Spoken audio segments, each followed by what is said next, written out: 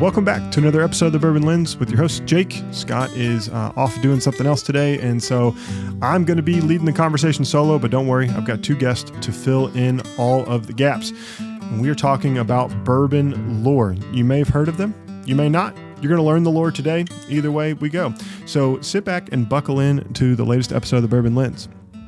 Mason Walker, Clay Risen, thank you for joining us and telling us and unpacking everything Bourbon Lore today in the next 35, 40 minutes. We really appreciate you to hang out with us today. Thanks for having us. Yeah. And I'll always refer to as us, even though Scott's not here. It's always an us thing because he will be editing this podcast at some point in time. And it is an us element to this. It can't do it without him. So Scott, I miss you, buddy, but we'll catch you next one. All right. Yeah. Well, really, really excited to talk to you all today. You all have this beautiful book out now, and my camera's blurred, but you'll see pictures of this, some way, shape, or form. Yeah, I got one back. Yeah, there too. Mason's got a better view for you there on the social media. I'm actually selling a bunch of kids' clothes, and so they're all hung up in the back of my office, and they go out today. So it is what it is. Kids grow, you got to get rid of their stuff. Yes. But we're excited to unpack the book, but also just unpack what Bourbon Lore is. So you all have partnered up to create a really good partnership to really just unpack the history of American whiskey. And so, Mason, I know this is your brainchild, and you've partnered with Clay on a lot of different things. So for those who don't know, what is Bourbon Lore? When Clay and I sat down in early 2023, we were talking about the fact that we, obviously have this deep appreciation for American whiskey.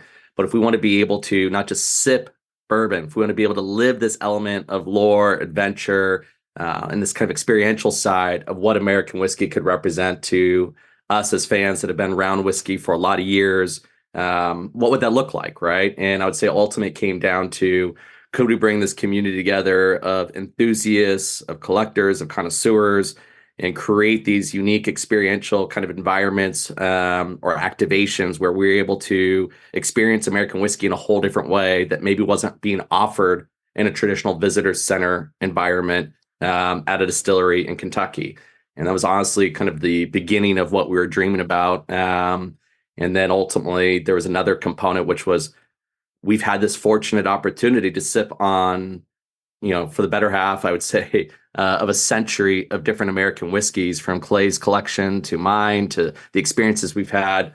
So how do we take some of that level of expertise and some of those incredible bottles that we've tasted and find a way to be able to maybe team up with a few distilleries and bring some unique expressions to life that could maybe potentially become some of the legends of today, as we have obviously some key chapters and iterations of American whiskey where we feel like some of those legends of yesterday were absolutely outstanding. How can we bring maybe some of those back to life with certain distilleries? So, Clay, I don't, thoughts on your side, brother? Yeah, so much for us was also just this belief that, bourbon has an amazing history, but also, these days we are, I think, in another golden age of distilling, and there's some amazing whiskey out there, not just from the big distilleries, although they're making amazing stuff, but also from, several of the, let's say non-legacy distilleries, whether they're in Kentucky or Wyoming or wherever.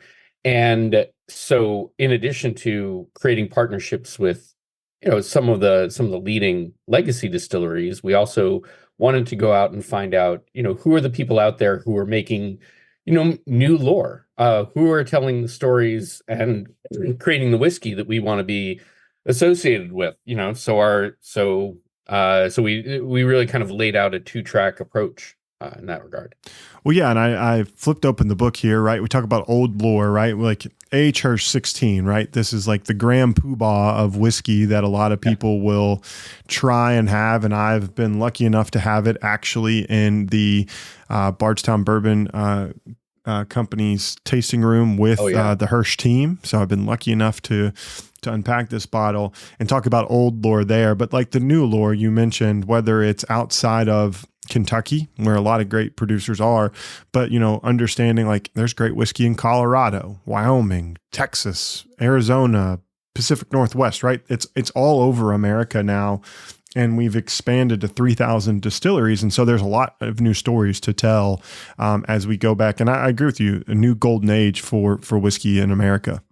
Yeah. And another thing is, I've spent a lot of time in sort of the single malt Scotch space, and I love single malt Scotch. But one thing that has become apparent over the last 10 years, let's say, is, prices for American whiskey are going up. I've always felt that the quality of American whiskey is as good as single malt Scotch, but the context around it, the justification, the explanation, why does American whiskey justify, and I don't, price is a silly sort of proxy. It's not just about the price, but why does it deserve the respect that someone might in the past have given exclusively to single malt Scotch?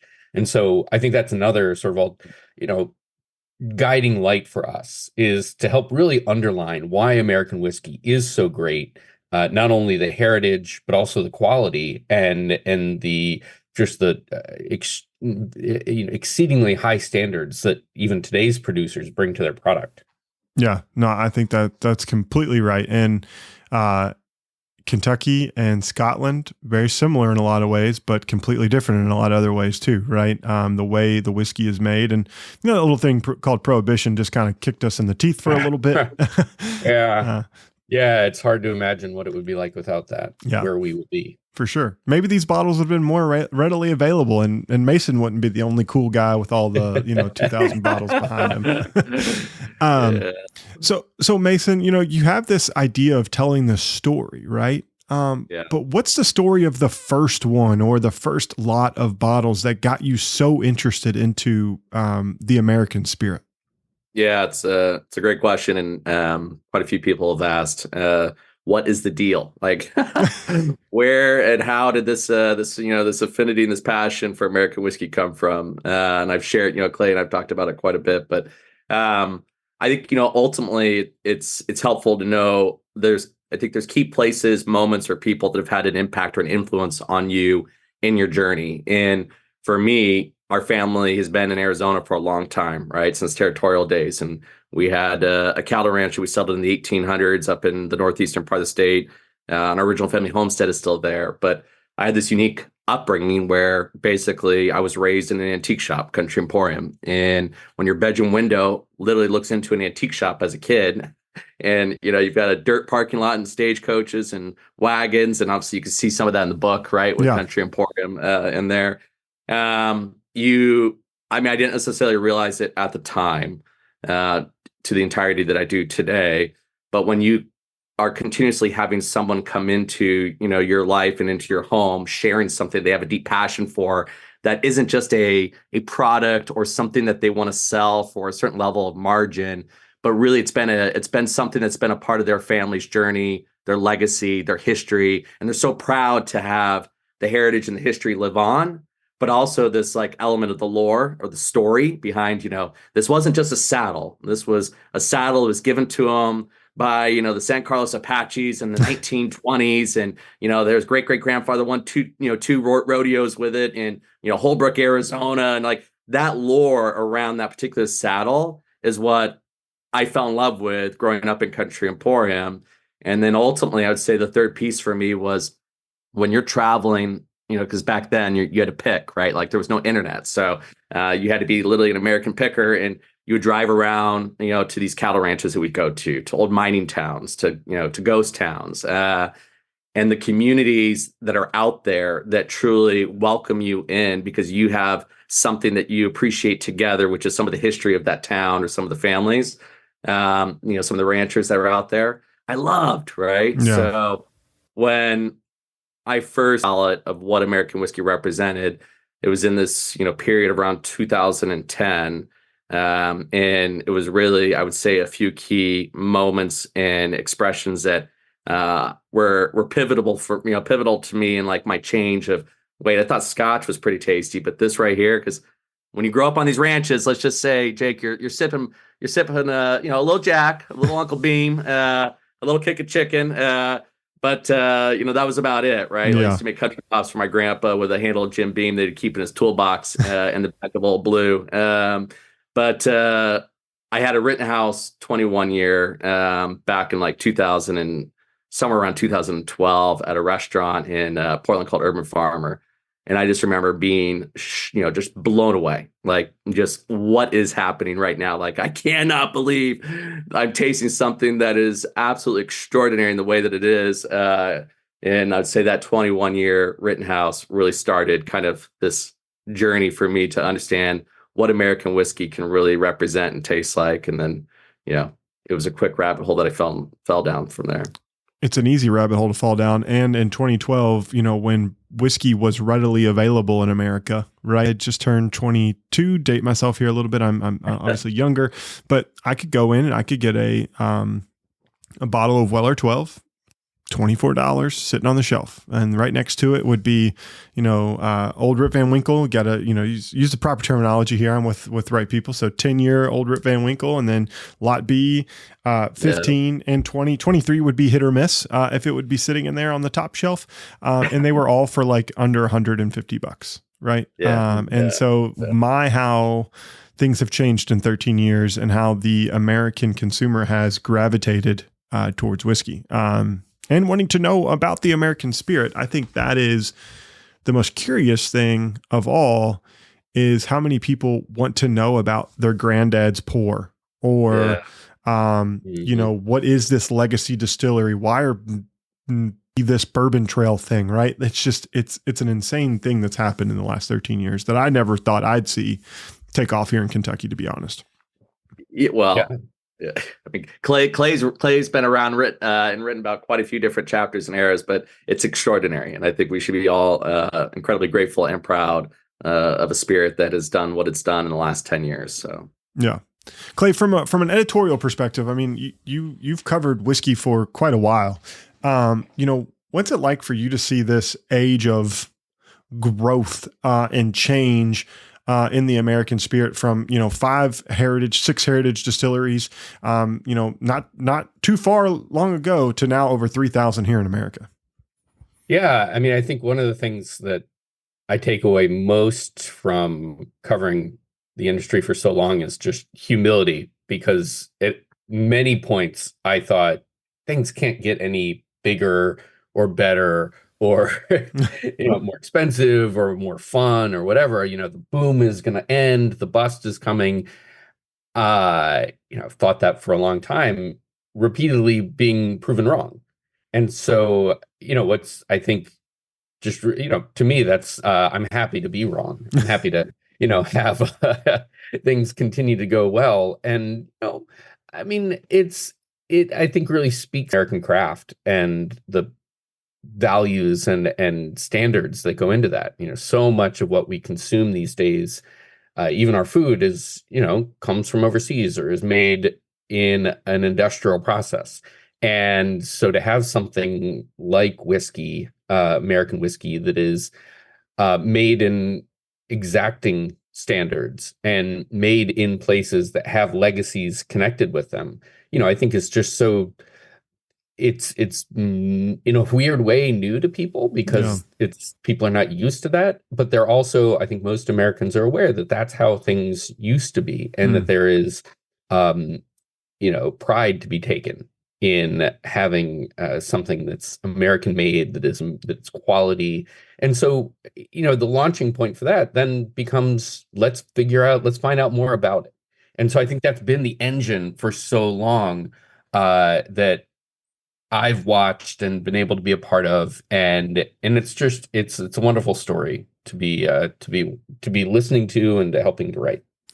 Yeah, I mean, and the crazy thing is distillation. If you look at the beams, right, goes back to the birth of our country, right? Like, that's how heritage, this idea of American whiskey, now bourbon, right, has been as a pivotal role in who we are as a country, which I find to be, the most interesting fact of it all. As a bourbon, or as a history guy myself, I feel like it's kind of cool to see this product intersect with so many pivotal moments in American history.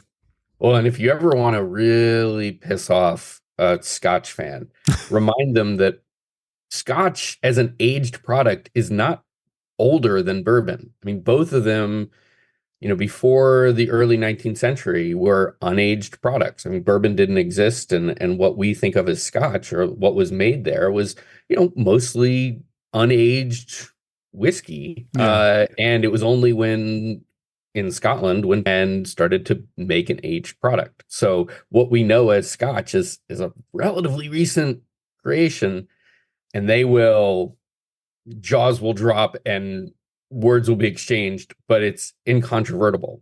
So Yeah. I've had that argument a lot. Yeah. I mean, distillation's been around for a very long time. Yeah. Oh, they've been making stuff longer than anyone in the US for sure. But what they made is a different thing. For sure. Yeah. And I think, Jake, for me, similar is like, there's this element of when you have the ability to hear some of the history associated with, for me, growing up in the American West and in the Southwest with Western Americana and Native Americana and mining relics, like there's this level of enjoyment that I find the more that you learn, right? And the more that there's kind of this educational component. It's not just that, I'm buying something transactionally to fill a spot in my house, right? Like these pieces represented something that they now, as a new steward of that saddle, we're going to tell the lore associated with that piece to their friends. And like you can see the enjoyment and like the excitement around that. I find bourbon the same way for me. Like honestly, like the more, whether you think about the history, you think about the certain expressions, the distillers, I love having that level of, I would say newfound knowledge in some of these, kind of eras and chapters of American whiskey that then you get to share with your friends that come over and, get to experience it for the first time with you. 100%. I mean, that is the middle of what we try to do is, if we have it, we should drink it. We should try it.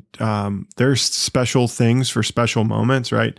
I held my first bottle of Old Rip Van Winkle 10 for the birth of my son. And that's how, we enjoyed that. Anyone who came over and met my son for the first time over the course of a couple years, like, people would come in, I would save just one sip. We weren't drinking that, randomly. My daughter's name's Penelope Rose, right? And Penelope bourbon has a rosé cask finish. And so that's how we introduced, the name of our baby girl to our parents. And so like, those are cool things that have intersected my life, from a whiskey perspective. Now I will say my son's name is Jameson. It had nothing to do with the Irish whiskey. But it is spelled the same way. So, I like to say I have a whiskey family from a naming perspective. So I think it's really cool. Whiskey can tell a story in a variety of ways. It could be deeply personable, or it could just be, that one time I had a really good drink of whiskey. I couldn't tell you what it was, but I had a great conversation with Mason and Clay, right? Yeah, it could also be a bonding point as well. Absolutely. Yeah. The memories, right? And I mean, that's when we started, essentially Ashton and I, my wife, and I started hosting some of, we had a healthcare company for many years, and I'm still affiliated with it today called Odyssey. But when we started hosting our doctors, I wanted to be able to pour them something and to create those moments where like you slow down a little bit to be present just enough to be able to actually hopefully authentically and genuinely connect with a guest in your home. Yeah. Versus going to some traditional business dinners where it's like, you're ordering the steaks, you're getting the wine, having a cocktail, sharing with them your business model. We'll be in touch. We'll shoot you an email. Right. And then you leave. Well, we invited them into our home, and, I love to garden. I love to cook. And so we kind of, had this thing where we bring people up to the theater room where we had a saloon, and, I'd get into the lore of the American West and tell the lore of America's spirit. And it was, there was a lot of Woodford getting poured, a lot of Jack Daniels getting poured. Like it wasn't like there was, a bunch of 16-year Hershes getting, opened. But it was the moment to be able to connect with somebody and share something that you're deeply passionate about. And I think that's, and hopefully in life, like people ask, like, do you consider yourself a collector? Do you see, consider yourself a connoisseur? And I'm like, I really consider myself an enthusiast, which means that there's things that I'm deeply passionate about. Yep. I invest in those passions personally and professionally. And then I want to share those passions, right? Like I love the outdoors. I love family. I love history. I love American whiskey. And so I think if you have something that you feel that level of true passion and joy, for, then I also think you have an opportunity and a right to make sure that you share it as freely as you can, right? And that's, an element of what we're doing here with Bourbon Lore. No, I think that makes a lot of sense. And I think that is, True. Like we live in a society that's go, go, go. And to create those moments where you slow down, I think is vitally important. And, slowing down also, you have to slow down to understand, what are you going to be enthusiastic about next from a hunt of whiskey perspective? So I have to ask this question. There's stuff in here I have frankly never even heard of, sniffed at, known what. Was there a distillery attached to this or not? Right. Yeah,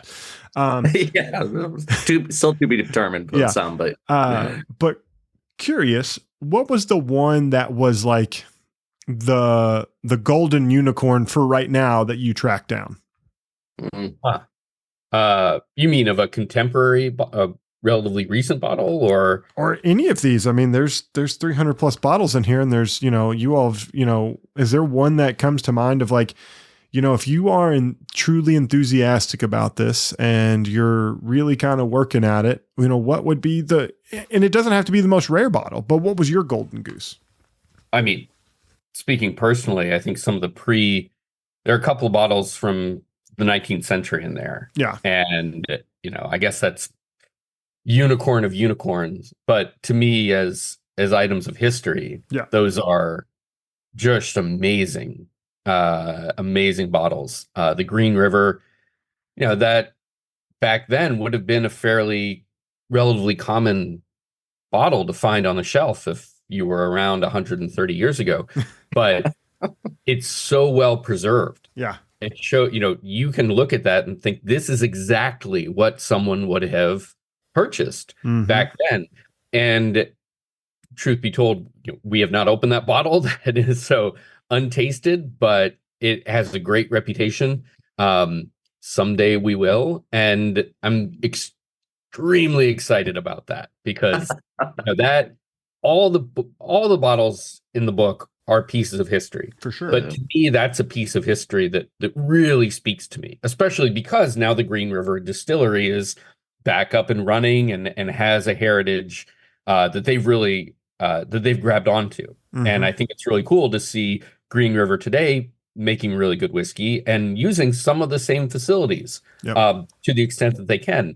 And it was large. So that's bridge that bottle really jumps out. And who wouldn't want to drink a whiskey without headaches? I mean, come on. Yeah, right. I mean, what a great brain. You couldn't put that on a bottle now, but hey, back then, sure. That was I mean, A+ for that marketing person. Yeah.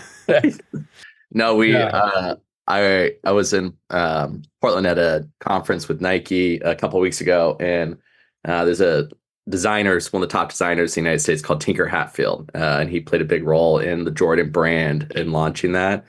And I was dropping off a book with somebody there, and he stopped me, and we're looking through the book, and he's like, "These labels you're telling me these are from like the late 1800s, early 1900s?" And it was cool to be with a bunch of designers that were, just fascinated with the brand design of what some of these. And I think that was kind of the other piece with the book. Like when we talked about this as a fan, right? When I wanted to learn more about a particular chapter, era, or certain bottles, I naively thought I could call the distillery. And so I did, right? Like I'd contact the distillery and be like, "Hey, I'm out here in the Pacific Northwest. I've heard about this bottle. Do you have an archive or an email database where you could send me some information, just some photographs? Because I can't seem to find any photographs of this bottle." And they passed me through like 6 or 7 different people, and finally, after like being on the phone for an hour, they'd be like, "What are you talking about? No, we don't have any photos of that bottle, sir. Like, I don't even know like what that bottle is." And I was always so surprised that for our spirit, right, for something that we're so proud of as a country, where is some of that detail, right? Where is some of that historical, kind of knowledge? Where is that photography? Where, like, do these bottles exist or do they not, right? And then when one of them would kind of finally come across, my plate, I'd be like, it does exist, right? And and then when you would open it, I'd be like, this is freaking incredible, right? Yeah. How do you share that, right? How do you ensure that it doesn't just get lost, and no one ever has the opportunity to see that bottle in its truest, purest form?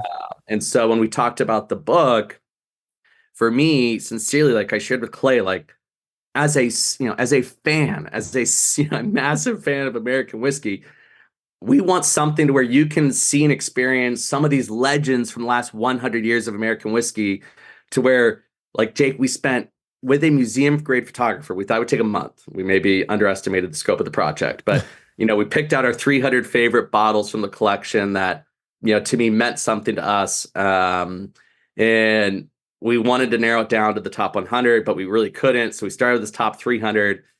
That, just to shoot those bottles, took 5 months, Monday through Friday, from sunup to sundown, with a museum grade photographer set up in my garage. We literally took over the entire garage, 3-bay garage, and turned it into a studio. And he shot 9,000 unique images of just 300 bottles that have never been photographed at the quality to where we backlit every bottle, we bottom lit every bottle, we side lit every bottle, we top lit every bottle. So when you look at those pictures, there's no touch up, there's no Photoshop, there's no they're as real as it gets, meaning if there's imperfections in the glass, we want you to see that. Whatever the color of the liquid and the expression is, we truly want that to come out. If the glass is hand blown, we want you to be able to see the bubbles in the glass and where the seam is, right? Like all of that. So I'm not sure how I just got on that tangent, but it was like, for me, it was a passion of this is coming from a place to where we want these bottles to be able to live on and not just be lore, but to be hopefully shared in a way to where, for a reasonable price point, everyone could enjoy a little bit of this extraordinary collection, whether you can afford the bottles or not. Now you can bring them into your home and see them, right? Yeah. I mean, my wife was just excited because this was a nice piece that could go as a design piece in the house too. So it was a double whammy. Yeah. She's like, "You brought more bourbon crap into the house," and better than bourbon stones. Check it out. And so the answer is yes, but it's pretty, and you can do something with it. Well, and even the design agency that we selected, right? This is one of the top design agencies in the U.S. By name of Lincoln Design. Darren Higgins was our photographer and still is a big part of Bourbon Lore. One of the top illustrators in the U.S. that works for Lincoln Design. Every chapter has a custom illustration to introduce that chapter. The cover, everything you see on the cover has meaning and purpose and symbolism to why we're pursuing Bourbon Lore. This is a version of the old Winchester Western horse that when I turned 12 and passed my Arizona Game and Fish Hunter Education program, my dad gave me an old sign that was on porcelain from the 1970s. And I always thought, as a kid, this was some cool maverick. To the, upside down horseshoes for Cowboy Good Fortune, to the saguaros, for the Sonoran Desert that I know and love, right? For the old bottles I used to dig up in dumps, in the American West with my pops, the old whiskey bottles that we'd sell at the antique shop. So I think what you'll see from Bourbon Lore, from Clay and I and the entire team, is this is a commitment to ensure that we do our part. Everyone has the opportunity to bring a little bit of what they love about American whiskey to the table. And we hope to be able to do the same and continue to innovate and push the category in a beautiful way, right? Yeah. In a very real way, to where the history, the provenance, the legacy should be, shared, documented, and curated for another generation to appreciate and fall in love with it. And so that's kind of, why we take the time to put together these experiences, these collaborations, right? Like we were talking earlier, Clay was referencing some of the new distilleries, right? And how many incredible, new brands have been able to come to life over the last 10 years outside of the state of Kentucky. Who would have thought a distillery called, Holiday in Weston, Missouri could be creating such an extraordinary expression with Kyle and his team over there. And so to have the opportunity to do that 18-barrel blend, I mean, we spent 2 days there, right? To go through 18 unique barrel experiences from all different seasons of distillate in their now almost 7-year, kind of 10-year, and have some of the first barrels that Kyle ever laid down. We have 2 of the first 20 barrels that he ever laid down in that 18-barrel blend, right? That to me, that's creating something of heritage, meaning, and value, but with a brand that, yes, has history dating back to 1856, 18 for the first, 18 barrels for the 18 of 56. But that's to me, those are projects that we're proud to be a part of, and continue to help brands like Holiday and others push the envelope with doing some extraordinary things. For sure. And that goes back to Clay's point even about Green River. Like McCormick Distilling's been around for a very, very long time, right? So to see what they're now doing, and you said something about Green River, just to revisit that, but think about all the heritage and legacy that's come out of that distillation, right? Like, you know, it wasn't just Green River. Well, Green River went away, and then, you know, the Medley distillery like really put out a lot of great whiskey. And some of that's articulated in this book even too. So Owensboro was a hub, right? We think about Bardstown all the time, but Owensboro from a whiskey distillation perspective, you know, in the early 1900s was the spot almost to, if it seems like the brands that came out of there that we know and love now. Yeah, absolutely. I'm excited to see, you know, does Owensboro continue to pick up the pace? I mean, other distilleries opening there, you know, it's a nice little town, you know, right on the river. So yeah, I'm excited to see where the town might go. For sure. No, there's a lot of cool things. And we've spent most of the time on the book. And the reason I spend more time on the book is because the book you can bring home to you. You know, right? I get to have this. I don't have to go anywhere with it. I order it and it's mine, right? But you all do curate very high level experiences, right? And they are, you know, a vacation for most people, right? Monetarily speaking, on what they might commit to going to these. You've done one in Phoenix, you've done one at Heaven Hill, you're going to be doing one in Jackson Hole here later this year. So if someone is interested in understanding what these experiences look like, can you unpack what all goes into an experience? And I know they're all different, but just at a high level, what would someone experience if they went to a Bourbon Lore experience? Yeah, it's a great question. I would say, as someone who has spent 20 years in business and healthcare, traveling the country and putting on 46 live events a year, there's this element where we're always extremely busy in the way of like we go from, you know, our home to an airport to a resort, you know, maybe the resort to a restaurant, have a dinner, listen to a couple talks, go back to the property, and then you're flying back out, right? And so people are like, wow, you got to go to these amazing cities this year. And I'm like, not really, right? Like there's a level of transactionalism that's happening in, you know, I think some of our lives where it's just a lot of go, busy, work. And for Bourbon Lore, part of our aspiration was, if we go to Kentucky, right, what else can there be that we can curate beyond maybe what's currently being offered, right? To have something that allows for you to be able to become really more immersed in this particular experience. And again, we know these experiences are a significant investment, right? And we respect and appreciate that not everyone will maybe have the opportunity to be able to do this. And so when we look at this, we try to create variations from what we're doing in Kentucky to what we're doing in Jackson Hole to what we're doing in Scottsdale. But to give you an example, like Jackson Hole, it's coming up here in July. When we look at Jackson Hole, we want to be able to bring out the physicalities of the environment, right? And so you have these incredible things in downtown Jackson Hole. You have this amazing place called the Grand Teton National Park in the Teton Valley. You have this incredible area called the Gros Ventre. And we're wanting to curate a memory that becomes something so extraordinary to where that memory stays with you, not just hopefully for weeks or months, but for your journey through this adventure where you now continue to have this gift that hopefully keeps giving for years to come, that you share with everyone that, you know, you kind of come into contact with in some capacity when they ask you, what did you do last summer in July? Or what did you do last summer? Well, let me share with you. I did something really extraordinary. Yeah. That to me is the gift, the experience, right? The product is awesome. And we're so proud of our collaborations and the releases and, you know, obviously the different distilleries that we're working with, but the experience is what we're chasing, right? And so when you look at Jackson Hole, you know, like the Snake River Ranch is one of our experiences this summer. And, you know, it's a family held ranch that's been in the same family for over 130 years, right? It's 8,000 acres at the base of the Grand Tetons and on the Snake River. And so like it's not a ranch that's necessarily open to the public. It's a private family owned ranch, right? But we're bringing our guests to the north end of the ranch where they're gonna, you know, meet the ranch family and talk through the history and the heritage of the Snake River Ranch.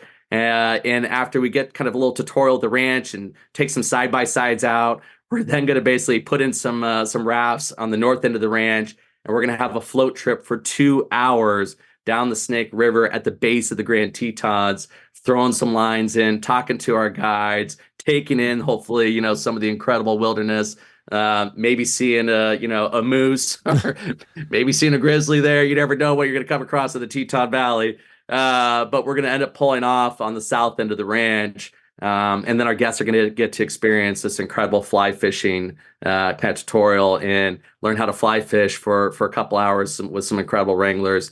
And then we have a ranch to table 7-course dinner experience, and, you know, David DeFazio and Wyoming whiskey. And, you know, we have a country artist coming out, and those moments and those memories, right, of bringing in, you know, the ranch, bringing in Wyoming whiskey, having the physicalities of these environments.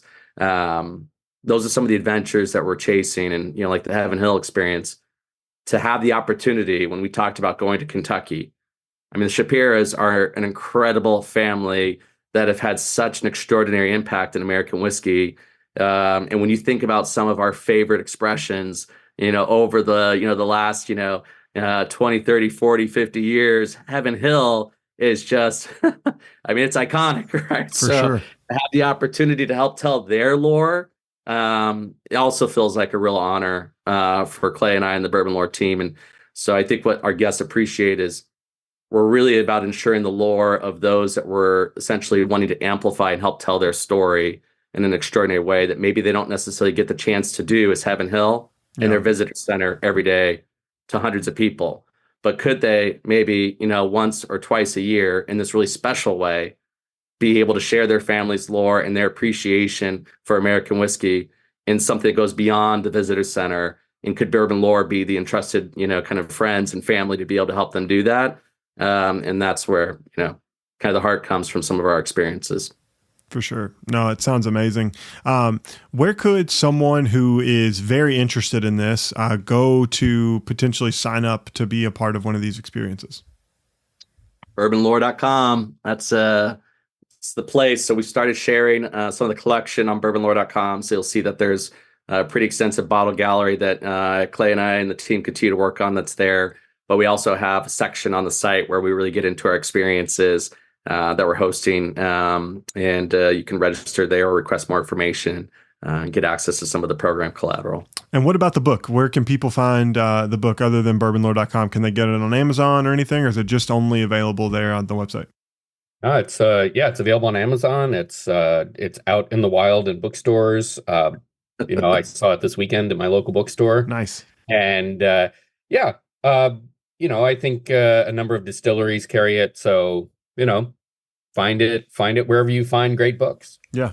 And it's a hefty book. So it is. It weighs almost 5 pounds. Yeah, you will enjoy this. And I really appreciate you all coming on and talking about this and capturing history of whiskey, right? In a unique way for me, even as a person who gets to talk about whiskey and try whiskey in a variety of different modalities. Sometimes taking a moment to be able to unpack history in a very easy to understand way is very important. So I appreciate this as a consumer of the product and the ability to understand a little bit more about the history of the American spirit. So thank you all for your time and energy and effort in building this this book because I think I'm sure there'll be rendition 2 and 3 down the line, but really appreciate the time and effort you all put into this.